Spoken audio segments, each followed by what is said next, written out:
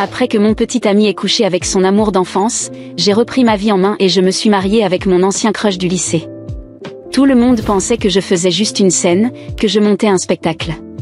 Ça, jusqu'à ce que je publie mon nouveau certificat de mariage sur Instagram. Il est apparu à la porte de ma maison en pleurant, suppliant que je revienne.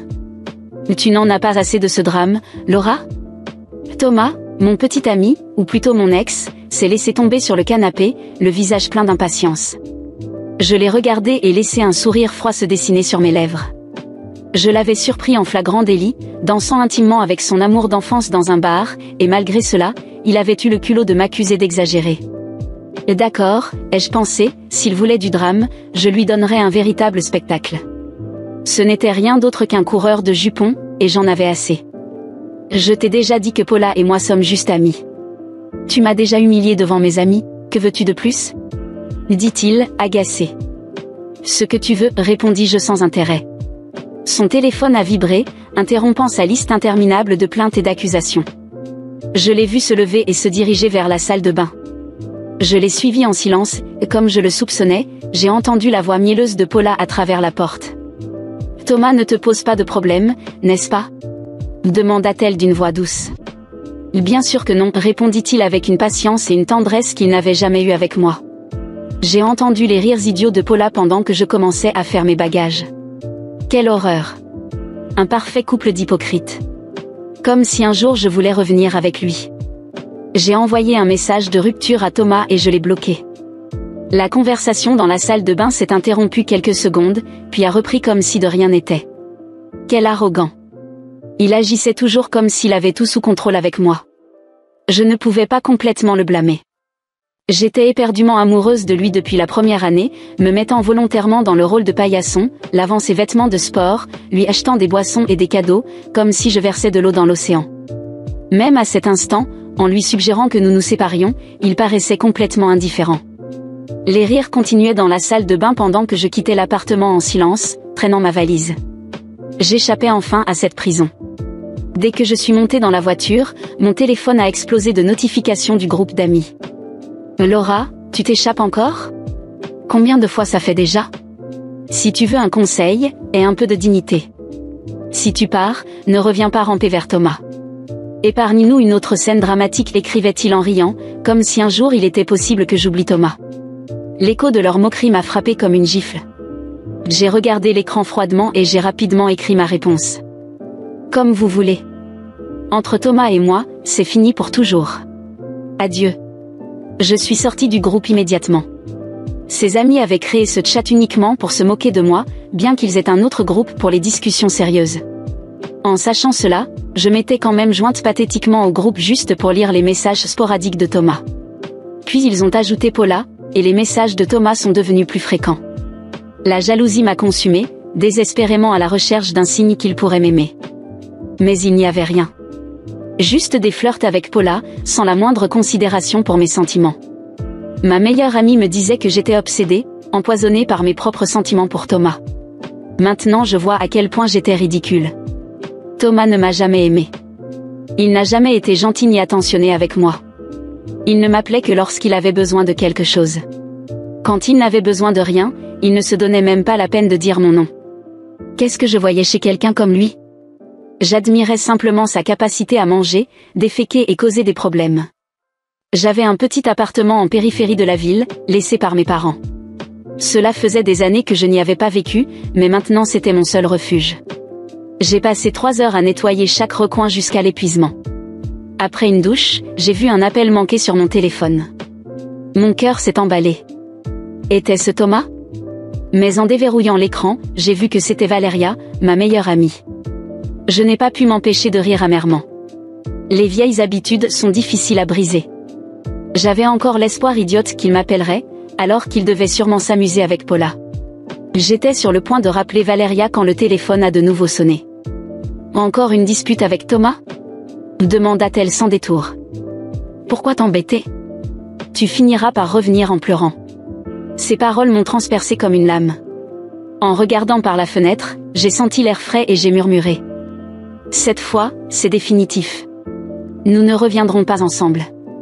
Valéria a hésité un instant. Tu es sûre? et s'il se mettait à genoux pour te supplier? J'ai éclaté de rire. Je ne suis pas masochiste. Ça a duré 5 ans, mais je me suis enfin réveillée. Je n'y crois pas, dit-elle, changeant rapidement de sujet. À moins que tu viennes à la réunion du lycée demain. Qu'est-ce que ça a à voir? Je savais que tu ne parlais pas sérieusement de rupture, se moqua TL. J'ai soupiré. D'accord, j'irai. Et j'y serai éblouissante. Valéria a semblé satisfaite. Une surprise t'attend. Quel genre de surprise? Si tu continues avec autant de mystère, je vais aller dormir, plaisantai-je. Puis Valéria a lâché la bombe. Ton ancien crush du lycée, Mario Vega, sera aussi là. Ces paroles m'ont réveillée instantanément, et j'ai serré le téléphone entre mes doigts. Mario Vega était le surnom que nous lui avions donné. Son vrai nom était Javier Delgado. Il était le garçon parfait de nos années de lycée. Le rêve inaccessible de la plupart des filles. Intelligent, beau, excellent en basket, gentil et élégant. Valéria a continué à me tenter. La réunion est organisée pour lui souhaiter la bienvenue. Et il est toujours célibataire. Quand le jour de la réunion est arrivé, j'ai mis mon plan à exécution. J'ai passé des heures au salon, veillant à ce que chaque détail soit impeccable, maquillage parfait, cheveux brillants et une robe ajustée qui soulignait chaque courbe. Ce n'était pas seulement pour moi, je voulais montrer à tout le monde à quel point j'étais au-dessus de tout ça. Surtout à Thomas et Paula. Je suis entrée à la fête d'un pas rassuré, ignorant les regards curieux. Je savais qu'ils attendaient que je fasse un autre scandale. Mais cette fois, il n'y aurait pas de scandale, seulement une vengeance froide. La première personne que j'ai vue fut Valéria, qui m'a fait signe de loin avec un sourire malicieux. Elle savait exactement ce que je préparais. Après tout, c'est elle qui m'avait donné l'information dont j'avais besoin. Javier Delgado, mon ancien crush, était célibataire, et cette réunion était organisée pour fêter son retour au pays. Quelques minutes plus tard, je l'ai vu. Javier était encore plus beau que dans mes souvenirs, plus grand, plus mûr, avec ce charme naturel qui avait toujours fait battre mon cœur au lycée. S'il y avait quelqu'un capable d'effacer définitivement l'ombre de Thomas dans ma vie, c'était bien lui. J'ai fait semblant d'être surprise de le voir. Javier? Je n'arrive pas à croire que c'est toi. J'ai souri comme si le destin nous avait réunis par hasard. Il m'a rendu un large sourire, visiblement content de me voir. Nous avons discuté un moment, évoquant des souvenirs anciens et riant des moments passés. C'était comme si tout le monde autour de nous avait disparu, comme si la soirée n'appartenait qu'à nous deux. Je me suis assurée d'être charmante et amusante, et il appréciait clairement l'attention. Pendant que nous parlions, j'ai remarqué Thomas et Paula entrer dans la salle. Thomas m'a vu immédiatement. Il s'est figé un instant, comme s'il n'arrivait pas à croire que j'étais là, encore moins aux côtés de Javier. Paula l'a regardé avec méfiance et a serré son bras possessivement, mais il semblait incapable de détacher ses yeux de moi. J'ai décidé de les ignorer complètement. Javier m'a invité à danser, et j'ai accepté sans hésiter. Tandis qu'il me faisait tournoyer sur la piste de danse, je sentais le regard brûlant de Thomas posé sur nous. Il détestait ne plus avoir de contrôle sur moi. « Tu es magnifique ce soir », murmura Javier à mon oreille, provoquant un frisson le long de ma colonne vertébrale. J'ai saisi l'instant et j'ai ri doucement, montrant à quel point je passais un bon moment. Je voulais que tout le monde voie la différence entre la femme amoureuse que j'avais été et celle que j'étais devenue. Il n'a pas fallu longtemps pour que Paula commence à chuchoter furieusement à Thomas à l'autre bout de la salle. J'ai remarqué qu'elle devenait de plus en plus mal à l'aise en le voyant incapable de me quitter des yeux. Valéria s'est approchée de moi pendant la danse, un verre à la main et un sourire amusé sur les lèvres. « Je crois que ton ex est à 2 doigts de perdre la tête », a-t-elle murmuré, et nous avons éclaté de rire. « Parfait », ai-je répondu, toujours en tournant dans les bras de Javier. Un peu plus tard, je suis allée au bar chercher une boisson. Thomas a profité de l'occasion pour s'approcher de moi. Son visage était rouge de colère et ses yeux écarquillés. Paula le suivait de près, essayant de le retenir par le bras, mais il l'ignorait. « Nous devons parler », dit-il d'une voix basse et tendue. « Nous n'avons plus rien à nous dire, Thomas », ai-je répondu sans même le regarder. « Ça ne peut pas se terminer comme ça. 5 ans ensemble, Laura, 5 ans.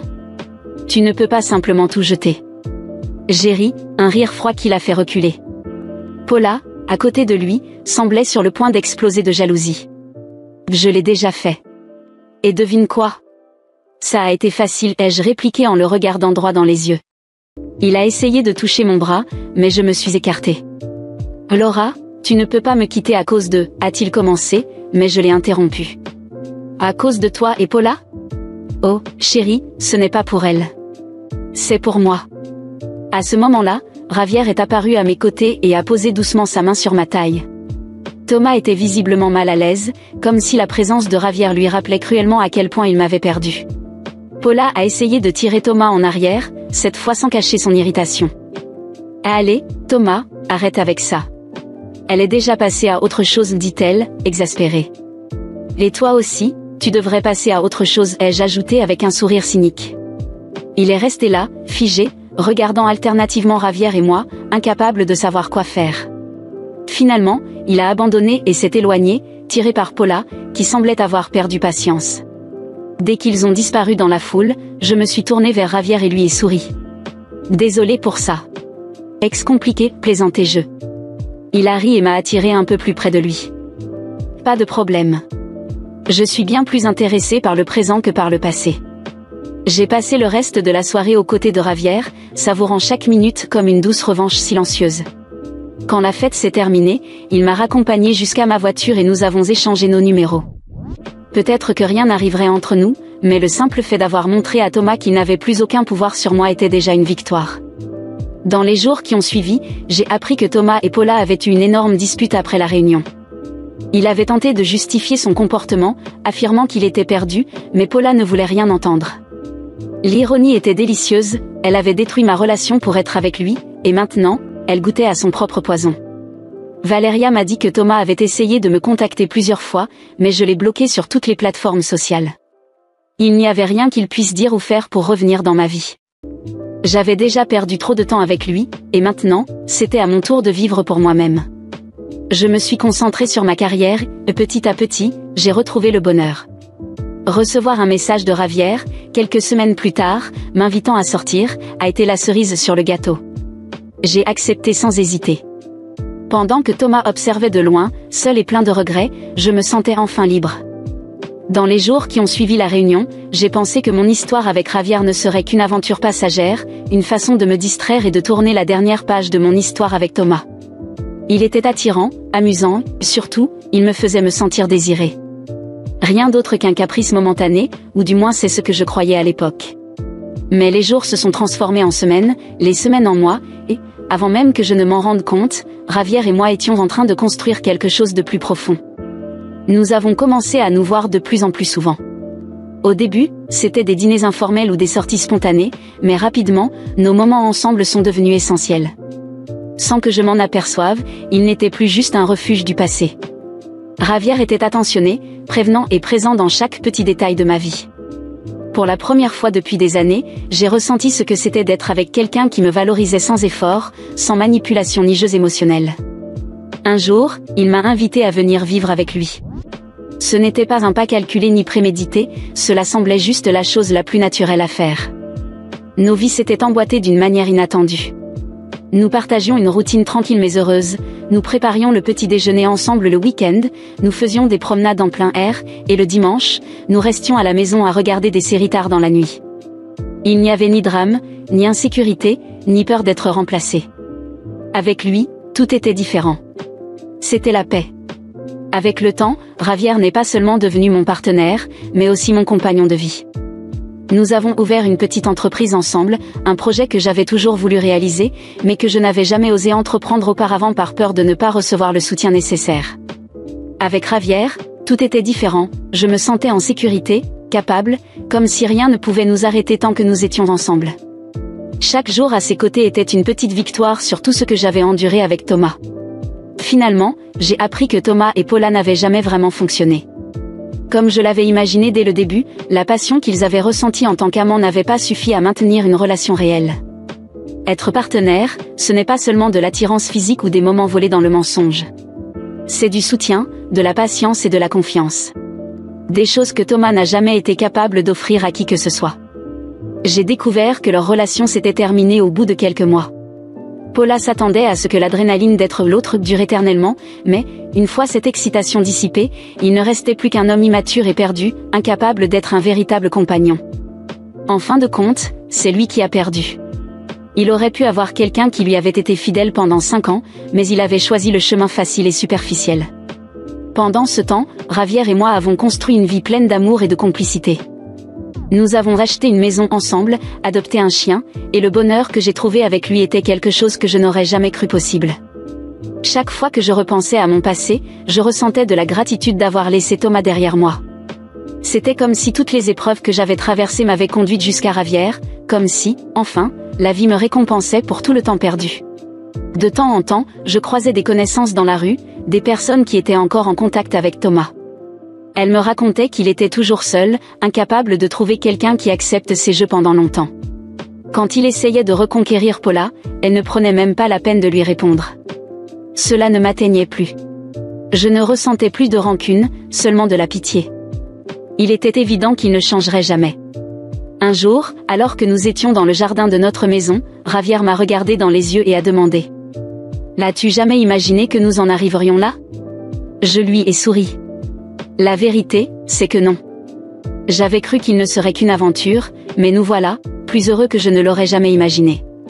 Non, je n'ai jamais pensé cela, répondis-je en entrelaçant mes doigts avec les siens.